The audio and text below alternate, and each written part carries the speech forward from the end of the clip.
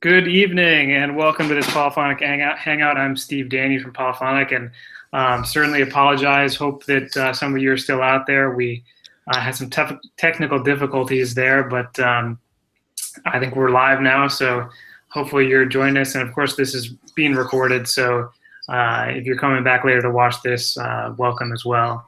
I'm really pleased to be joined tonight by Nick Finzer, trombonist, composer, arranger, teacher, and music entrepreneur. We're really fortunate to get to spend the next few minutes with Nick and talking specifically about his experience releasing his own recordings and his advice on this topic. So welcome, Nick. Hey, Steve. Thanks for having me. So I have a few questions that I want to start out with, and then we'll certainly have some time for questions from those of you who might be watching. You can tweet your questions to us using the hashtag PolyHangout. So that's POLY Hangout. Or if you're watching on the Google Hangouts page, you can certainly submit a question right through the question box there.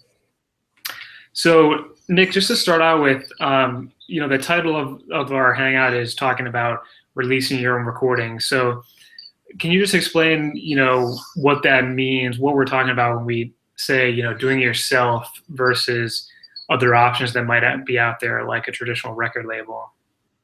Sure. So now we have access to a lot of technology that will allow people to go ahead and create recordings of themselves, whether it's just by themselves or with their own groups, and have access to distribution channels and promotional channels that never existed before 10 years ago or 15 years ago, to get their music out to the general public.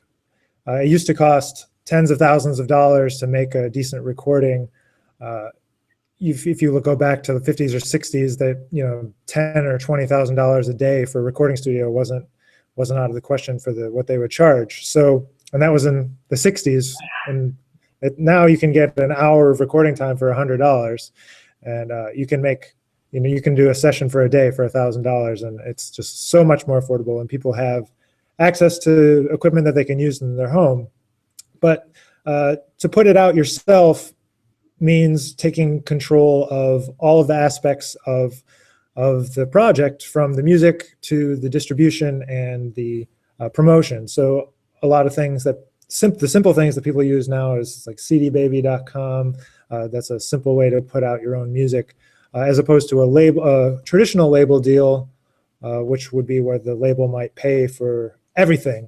But unfortunately, that doesn't really exist. I don't really know too many people other than people that won these like major competitions, especially in the jazz world. There's the Thelonious Monk competition where the grand prize is a record contract. And so those guys, they have a record contract, but pretty much every single other person that I know has some kind of label deal, or that is not a full deal, or is doing it themselves, just like tons of musicians and indie rock people and pop musicians have been doing for a long time now.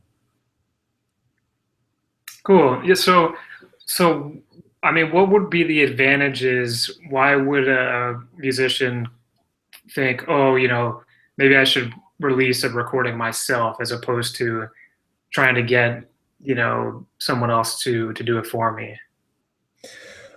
Well, I think the main advantage is that you're on your own timetable. You can take as long or short as you want. You can have complete control over the whole thing. As soon as you get even one other person involved, there becomes infinitely more decisions that need to be made, more emails that need to be written, more phone calls that need to be had, to figure out just things like what typeface are we going to use on the front cover, or which of these two photographs is better for the cover. So you go back and forth and back and forth. Obviously, maybe there's a financial impact that is more taken on by the artist when they do it themselves than if they collaborate with a label. But these days, the labels that are even giving deals aren't really giving a deal that people necessarily maybe think is out there. The people that I've talked to, the labels that I've tried to get my music on, it's never like they're going to pay you to put the music together. They might buy the master from you, but it's up to you to put the whole recording together, meaning you're going to pay for the studio, you're going to pay for the musicians, you're going to pay for the, the rights to the music if you're not playing your original music. And then if you sell them the master, they can do whatever they want with it.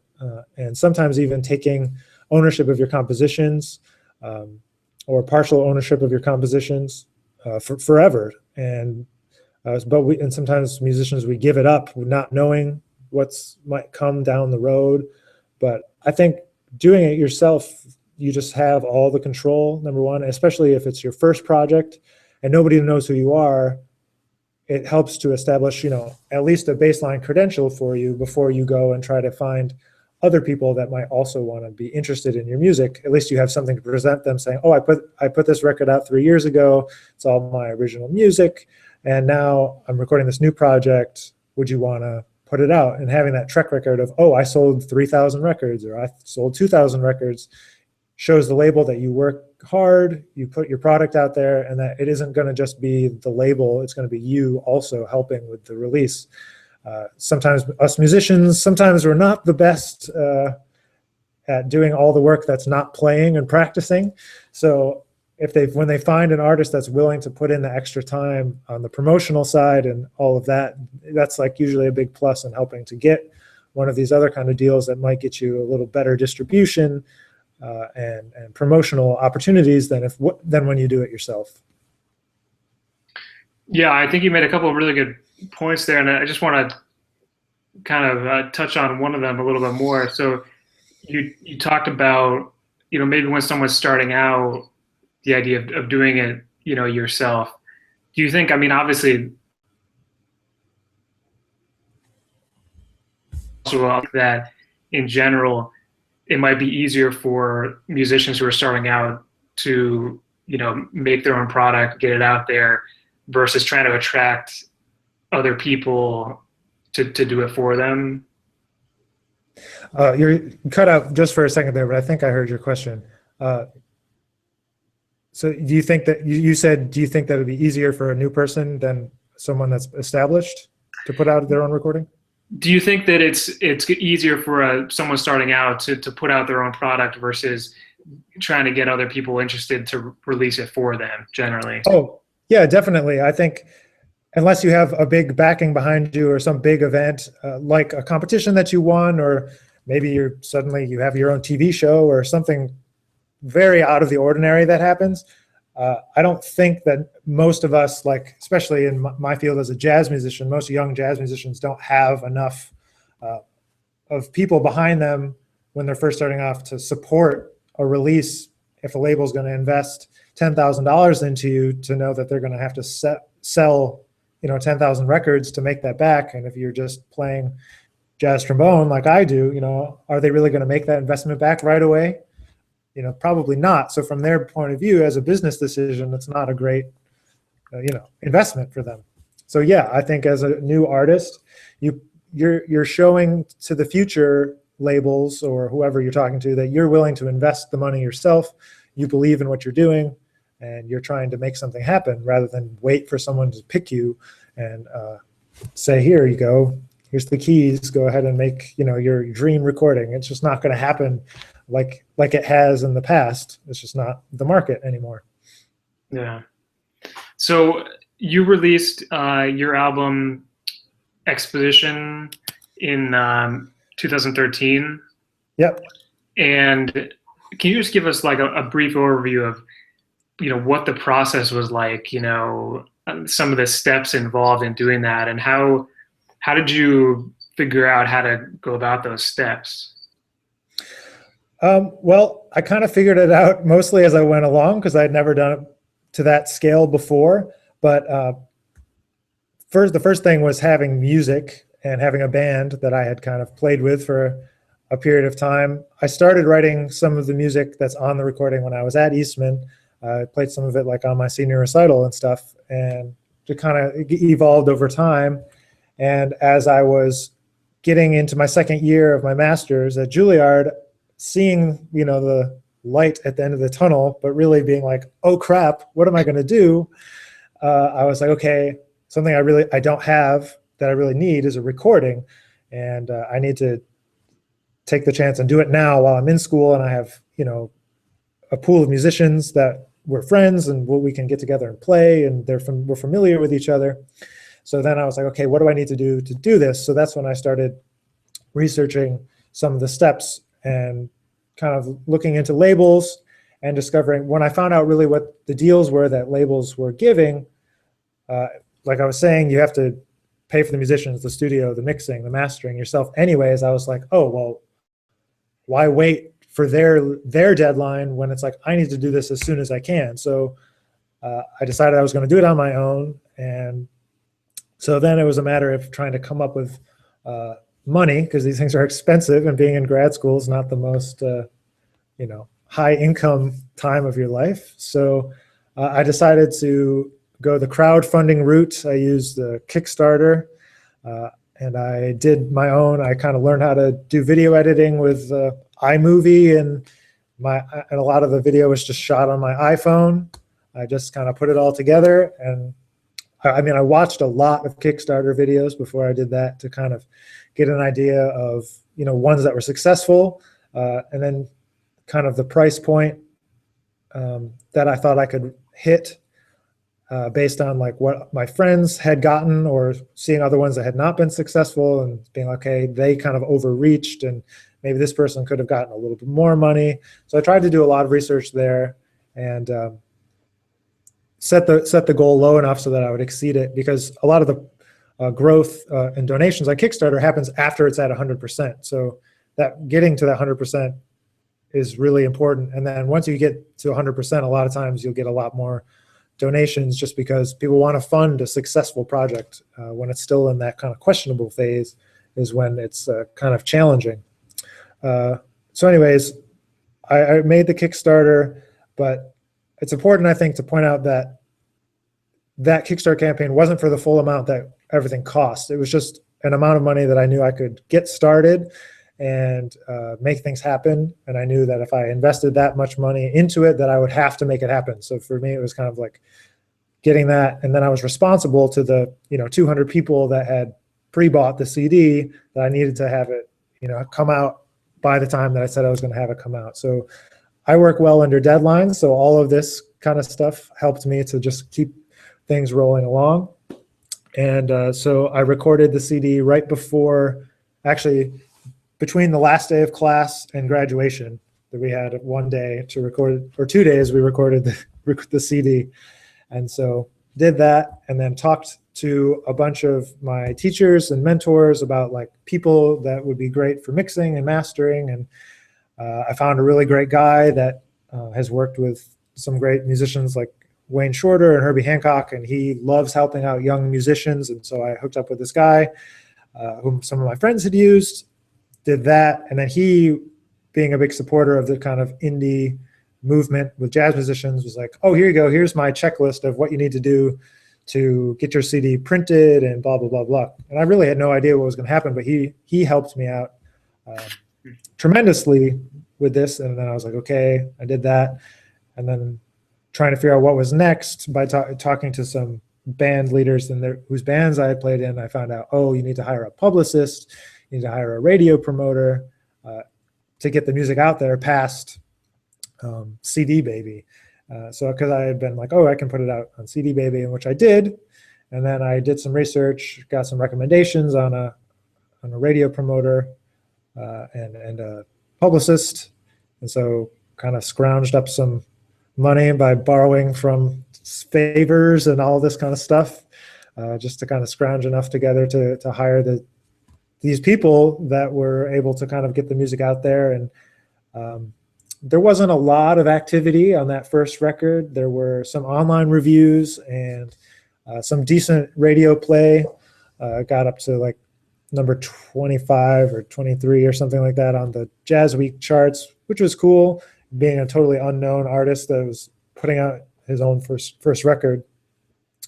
And then kind of having mixed feelings after the whole project was done. I was happy with the music and how everything went, but then, reflecting on, wow, how much work went into it. And then sometimes even you don't get the things that you really wanted, like maybe a review in a magazine that you really thought you could get, or or different stuff like that. So it's just like nothing is guaranteed, but I tried to view it as the first step of many along the way. So it was like, well, I needed to establish a little bit of credibility by investing in myself first before I could get someone else to kind of be involved with my next project, which has ended up happening on this latest album that came out in July. Great. Yeah, that's really interesting. And I mean, in terms of digital versus physical recordings, I mean, can people get it both ways? Exposition, can they download it or get a CD? How did you do that? Yeah, I did both physical and digital. In terms of if you want to put your music on the radio, in the jazz world at least, and I'm pretty sure a lot of radio stations are this way, that they won't deal with digital releases from promoters. They want a hard copy. It's just kind of a barrier to entry because they could, if it was open, the floodgates were open and anyone could send them MP3s, they would get 10 times as many as the thousands of discs that they get that they can't get through and they don't have time to look at. So I think having the physical product is really important, not necessarily for selling, but for promotional purposes, for giving to people, for sending to radio stations. It's expensive again, but the not having it kind of especially at the beginning stage is kind of foolish, I think, because nobody knows who you are. No one's going to just play your MP3 on the radio in a widespread kind of way. Maybe your friend will play it on the radio station, and that's totally cool. But if you want to get it kind of mass out there, you've got to have the physical product, even though no one buys CDs. So it seems totally crazy, but I just think of it again always as like promotional, advertisement of yourself. And I mean, it sounds like you learned a ton by doing it yourself, and that it has led to other opportunities. Just reflecting back, I mean, would you say that they're like, yeah, I'm so glad that I did this, and that it really has opened up doors for me? Yeah, I definitely know that it has very concretely. It's not only in terms of like getting gigs, but having a few people, know who you are. They're like, oh, I've seen your CD or I've heard your music. Just being on the scene in New York, people be like, man, I heard your CD on the radio. And I'm like, wow, that's cool. I'm glad that it's getting out there and people are actually hearing it. So the music's getting out there. And then I know that it's gotten me some teaching work, just having a CD and, being able to have that product to hand somebody and be like, this is me, this is what I do, this is my music. Has really been helpful. And, have you found sorry. No, I was going to say just having that first record definitely allowed me to, set up a relationship with another label that I put out this last recording that had I not put out the first one, I think would have been even more challenging to try to convince, people that, hey, yes, you do want to take a chance on this guy, he does work hard and that kind of thing. So, yeah, I mean, have you encountered a fair number of other people that have done what you've done, or do you think this has separated you to a certain extent as well? I mean, I think a lot of people do their own recordings. I guess not everyone, but some people feel like they need to wait for like a certain time, or they feel like they're not ready to make a artistic statement or something like that. I think there's a lot of people, my age or even younger that are just going ahead and putting out their records. But I think that it does differentiate you from the ones that don't, especially later on. I know a lot of times people talk about, at least in my world, like having sideman syndrome, where they're always hired as sidemen and never as leaders. And then when they try to do a record when they're 35 or older than that, the industry doesn't want to see them that way because they see them as, oh, he plays with so-and-so and so-and-so. But they don't see you as the person and, who's leading the charge. So, I mean, yeah, I think it's, if you want to be leading your own band, like down the road, like getting started with it from the beginning, I think is important. because it's hard to reverse things like that, and to try to establish some credentials within the industry itself is challenging and important, just so that for your longevity, so that when you're 40 and trying to lead your own band, you're not starting from scratch like you were when you were 20. Yeah. And you touched on, talking to mentors and getting advice from people, which I think is great. And you mentioned like CD Baby. Are there other resources, tools that you found particularly useful in your experience putting out your own record? Well, the most useful experience prior to doing this record was doing two kind of off the cuff. I had a fusion funk band in college and in high school, and we recorded 2 albums. So that was my first go at just doing something. So I had 2 kind of projects under my belt, but not really totally serious and not really totally the same level. We never did promotion or anything like that, but that was the main thing. And then really talking to mentors was the most important, because there's so many kind of things online that can lead you astray. There's tons of great information, obviously, but there's so much back and forth. And so I was I want to talk to the people that are doing what I want to do and ask them what they think. And sometimes when I talk to guys that were, maybe in their 60s or 50s, they just have no concept about, what it means to put out your own record. But talking to them about it gives you a certain kind of interesting perspective about them just being upset that the labels dropped them, but not knowing really what to do now in order to do their own thing, which only reinforced for me the importance of I need to figure out how to do this, because if these guys that are, pretty well known are having a hard time figuring out how to get their music out there, I better, get on it, so that when 30 years from now, I'm not in the same place. But CD Baby is a great tool to kind of get things online. It's super duper easy, and it's hooked up with Disc Makers, which is a good printer, good solid option, and they're kind of connected in a way that you can get your music on iTunes and Amazon and those places, as well as have a store to sell your stuff from. Because when you sell a bunch of CDs, you don't necessarily think about it until you're going to the post office every day, that it's really a pain in the butt to kind of fulfill all those orders. So having CD Baby's fulfillment is pretty great when you're not having to pay for it, as it being part of the service already. But there's some other online options that aren't CD Baby that are good too.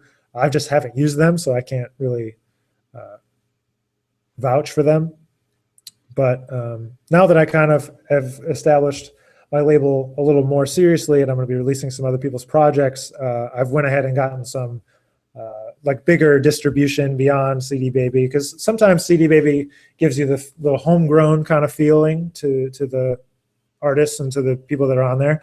So kind of taking it to the next step and kind of having a more serious distribution. Not that it's any better or worse, it's just perceived differently.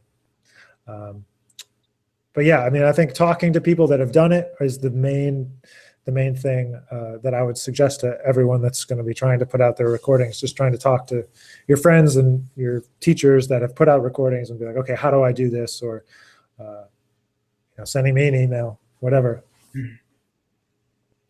Cool. Yeah. So just to talk about finances for a minute, because I know that's always a big question. You mentioned Kickstarter and raising money that way, and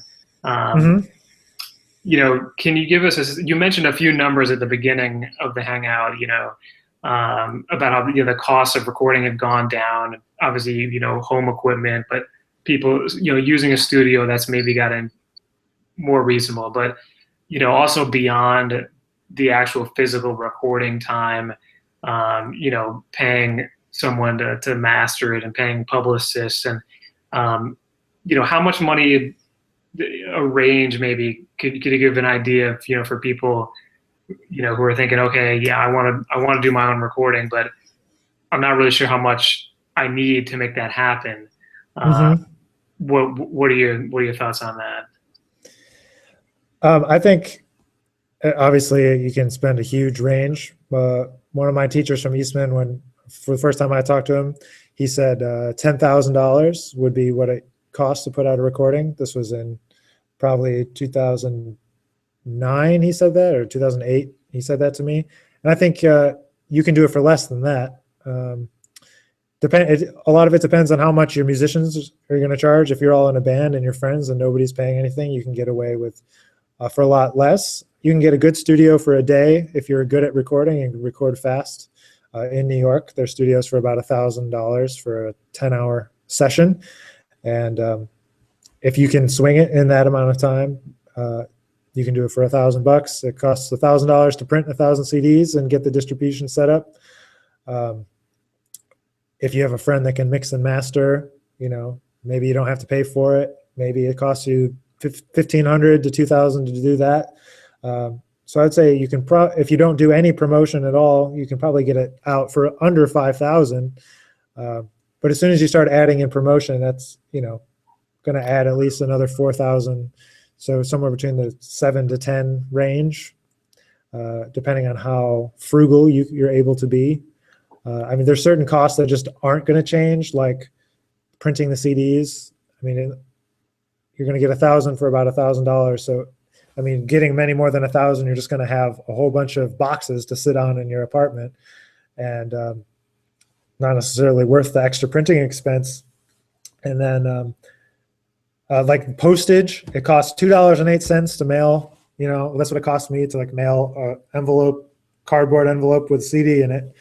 And if you hire a promoter and they're going to send out 400 of those, it costs, $860 or something. So it's a lot of money. And those certain fixed costs will never change, except they'll only increase when the stamps go up again. But yeah, if you're really good with your money, you can probably do it for 7 or 8. And if you want to go all out, it's probably more like 12 to 15. I know some bigger artists that produce their own records are spending $100,000 to put their records out.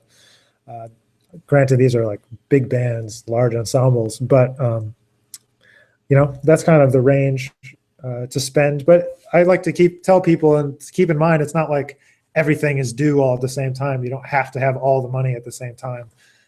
You're going to do the session, be one time for the money, and then mixing and mastering, and then production is different, and then paying for the publicity is all after that. So it's kind of spaced out. It's not like you need to come up with $10,000 right off the bat. So you can always do a couple steps of the process, save up some more money again, do some more steps of the process. But it's always been kind of my philosophy is don't put off till tomorrow what you can do today. So it's at least plan the session, at least get the date, put the deposit down so you're going to be there, and get the musicians together, and that's you just kind of have to do it if you're going to be serious about your own personal band or personal career. You've got to have a recording. It's just kind of how it goes.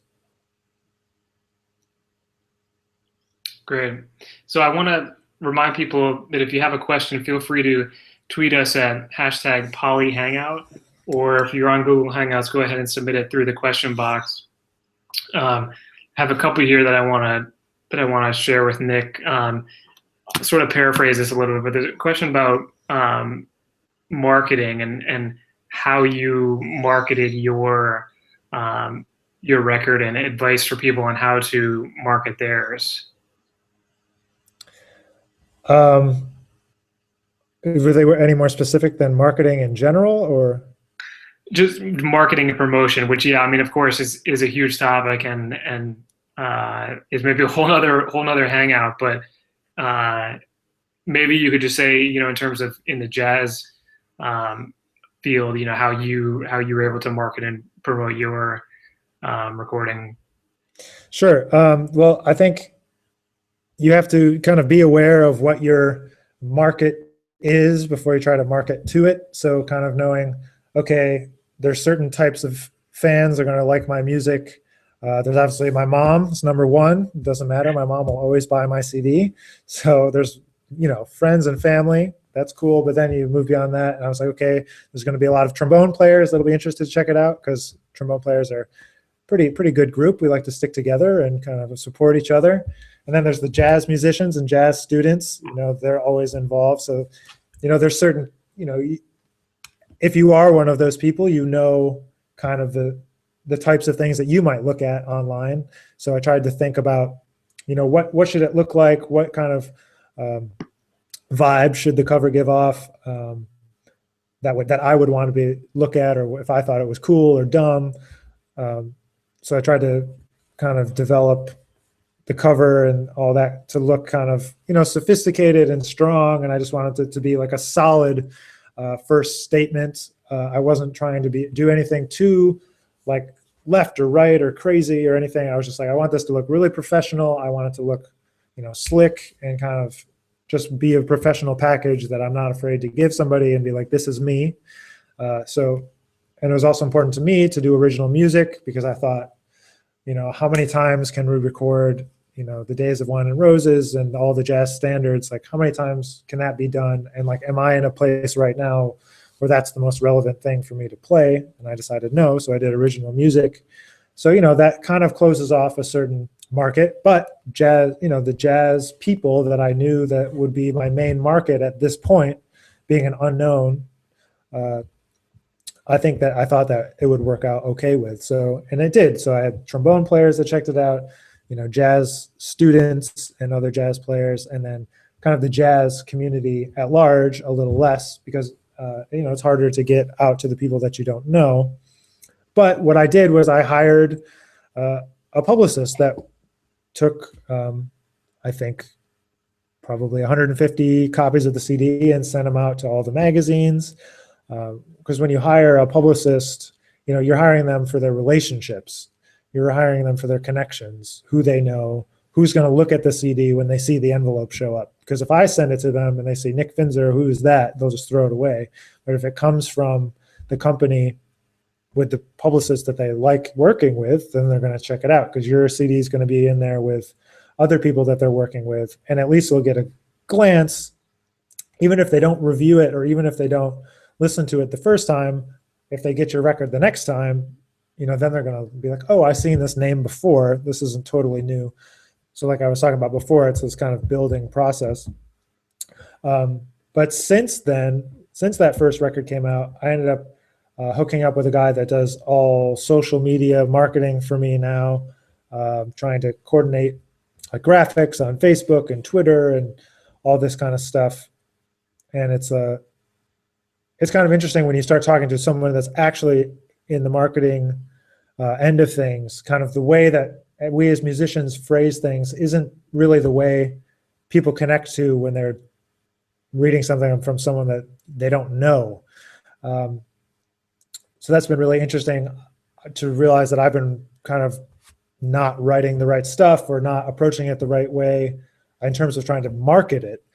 So now I have another guy that kind of handles most of that stuff. And I had to become okay with putting it out there, not as a musician, not being like, this is me and all of my, musical insecurities rolled up into these Facebook updates, but so I think it's good to get that outside perspective and have someone that you can run these things by and have them help you write the new stuff, new copy and stuff like that. I always liked to read business books and marketing books by, I really like Seth Godin, an author. My dad is a business guy, and so he's kind of always sent me things my whole life, like, oh, check this article out, check this out.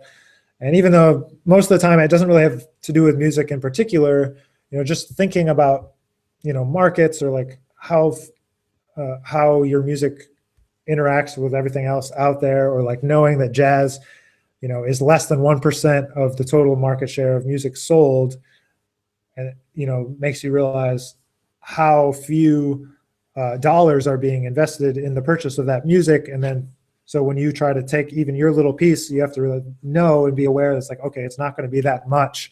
So how can I supplement that? How can I use this CD to help me get to where I want to get to, and not just be focused on, oh, well, I need to sell my records to make my money back, because it's kind of, you're not going to do it. It's just not what the records are about anymore. For most of us, some people can make a lot of money selling records, like Taylor Swift, but hey, she doesn't play jazz. So, yeah, sorry, I think I kind of meandered around there for a little, but no, that's all right. I think, yeah, your point at the end there is really interesting. So, maybe to sum up kind of what you were saying is, for a lot of people, the record is really a tool, almost like a marketing tool for themselves, as opposed to like the end product of like, yeah, this is going to make me a ton of money. Right. Yeah, you're marketing you. You're not marketing the CD so much. You're marketing your band or yourself. Yeah. Cool. I want to ask one other question that's come in from viewers, which is how to basically, again, I'm paraphrasing a little bit, how to develop a concept for a record, especially if I'm not writing my own music. Well, I don't think you have to write your own music, obviously. I think having a concept can be kind of wide, or it can be very narrow. The title of my first record was just Exposition, because I was thinking of it as, the beginning, the first statement. And I didn't have necessarily a string of tunes or pieces that were related to one another. They were kind of all drawn from a wide period of time of writing in different contexts. But that's the music that I had, and I wanted to find a way to tie it together. So I think it's, rather than thinking about the theme first and then kind of narrowing it in with like new music or trying to find music that fits, I think you should play music that you want to play, whether it's yours or somebody else's, and then find a way to tie it together, whether that's through maybe a composer or a location or an idea or something that you can turn into a marketing story, a story about your record that's going to have some intrigue outside of just your name. I mean, a lot of people, like some of my friends just recorded an album of all, or mostly all of the music of, I think it's Wayne Horvitz. And he's also a musician, an indie musician that puts out his music, but all of a sudden now they're like a brass quartet, and they've all of a sudden opened up, like all the people that are fans of this indie artist are now like, oh, I should check out his music too. So there's also that option of trying to take some, like the music of one person or something like that, that really interests you, and try to tie yourself in with fans of music that are going to be symbiotic with your vibe and your kind of thing. So I think you can find a way to tie your music or your choices of music together. It doesn't have to be like as literal as sometimes we think it should be, like as musicians, it's like it can be more vague. Like I'm saying, mine was just, oh, I'll just use this word that means the beginning of something and kind of roll with that. So that's what that ended up being about. Nice. Yeah. Well, I want to finish up with one last question for Nick.